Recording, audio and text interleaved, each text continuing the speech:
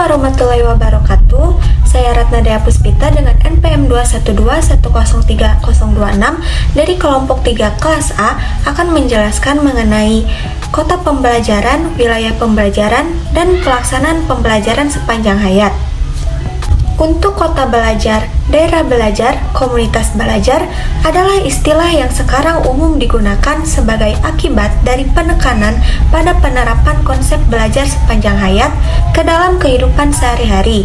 Fokus bab ini lebih berorientasi pada rasio sosial, lingkungan dan budaya.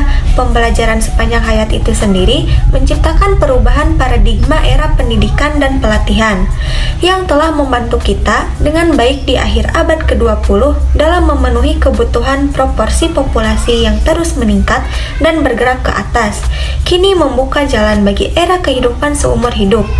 Pembelajaran di mana sarana, alat, dan teknik digunakan untuk menargetkan dan memotivasi semua orang di kota atau wilayah.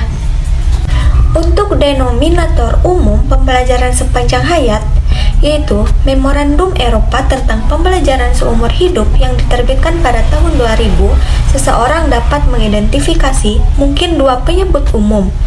Penentu tren utama yaitu yang pertama adalah kebutuhan untuk menerapkan perubahan dari sistem pendidikan yang top-down yang dipimpin oleh pendidik yang kita miliki sekarang ke prosedur dan proses yang lebih bottom-up dan berdasarkan kebutuhan nyata peserta didik atau transfer kekuasaan 180 derajat dan kepemilikan pembelajaran dari guru ke siswa.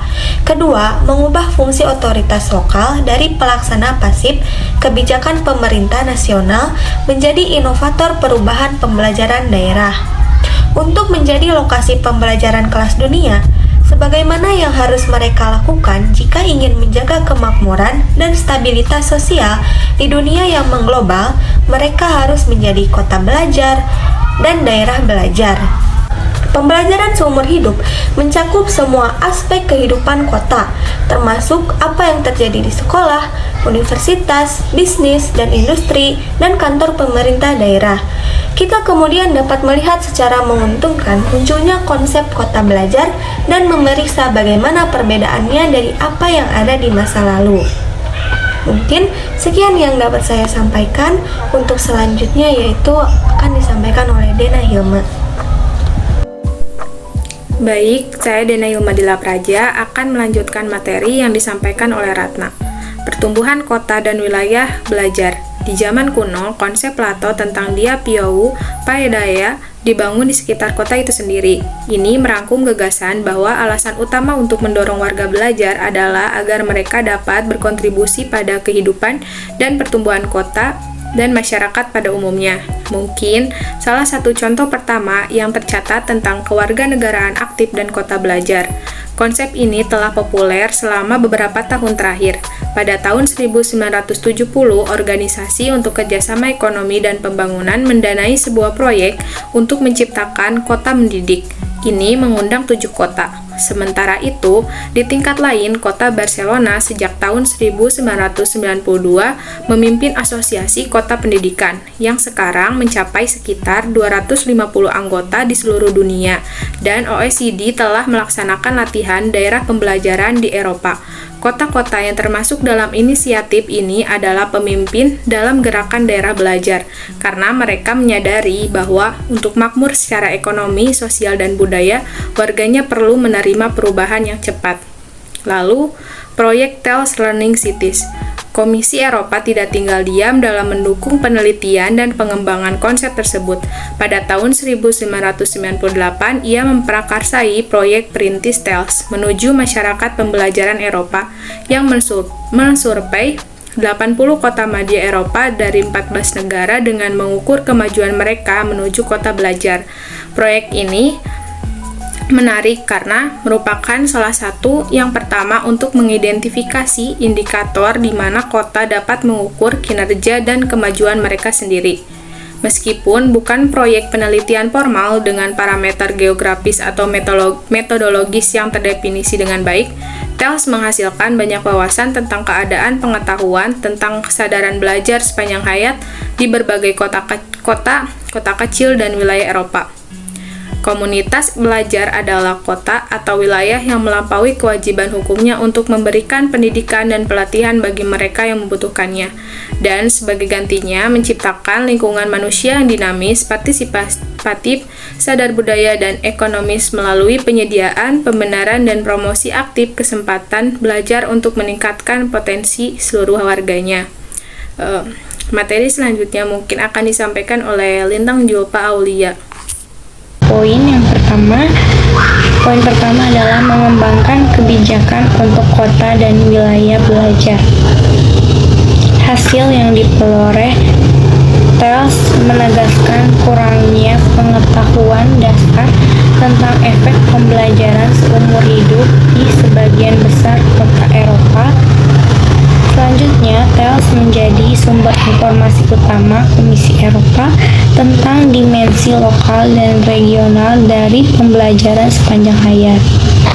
Proyek Leadership in Lifelong Learning for Inspiring People Undergoing Transition atau LILIPUT, misalnya dari basisnya di Napier University di Skotlandia, telah mengembangkan lebih dari 300 jam materi pembelajaran yang disampaikan melalui web di 14 domain berbeda dari operasi kota pembelajaran, dan mempromosikan pembelajaran seumur hidup aktif antara kota dan wilayah Australia, Kanada, Cina, dan Eropa. Proyek telah menghubungkan sekolah, museum, dewan, dan lembaga pendidikan orang dewasa di kota dan wilayah pembelajaran di seluruh dunia untuk merangsang perdebatan tentang bagaimana pemangku kepentingan ini dapat secara kreatif berkontribusi pada pertumbuhan kota belajar mereka. Audit pemangku kepentingan mengukur kemajuan pembelajaran sepanjang hayat di kota dan wilayah pembelajaran. Mungkin proyek indikator adalah salah satu proyek besar dalam program R3L yang paling banyak berkontribusi pada sintesis pengetahuan baru. R3L adalah program Komisi Eropa yang mendukung 17 proyek dari seluruh bagian Uni Eropa. Tujuannya adalah untuk mengembangkan jaringan antar regional yang masing-masing akan mengembangkan serangkaian hasil proyek dan bertukar informasi melalui pengalaman dan ide melalui situs web R3L. Indikator adalah salah satunya hasil proyek yang menyediakan salah satu kendaraan di mana seluruh kota atau wilayah juga dapat menjadi organisasi pembelajaran. Proyek ini telah mengumpulkan serangkaian alat yang mereka sebut audit pemangku kepentingan. Audit pemangku kepentingan lebih dari sekadar kuesioner. Tujuannya adalah untuk memberikan wawasan dan pengetahuan dan memprovokasi refleksi untuk mengumpulkan data. Menurut Osborne DKK, hasil awal yang menjanjikan otoritas lokal khususnya menyatakan alat yang berguna dan informatif. Mereka muncul untuk mempromosikan refleksi di sekolah dan organisasi pendidikan orang dewasa, dan usaha kecil mengaku tertarik. Baik, selanjutnya adalah kesimpulan dari pendidikan dan pelatihan hingga pembelajaran seumur hidup di kota dan wilayah belajar. Yang pertama, ada begitu banyak hal yang terjadi di area ini sehingga banyak yang telah diabaikan.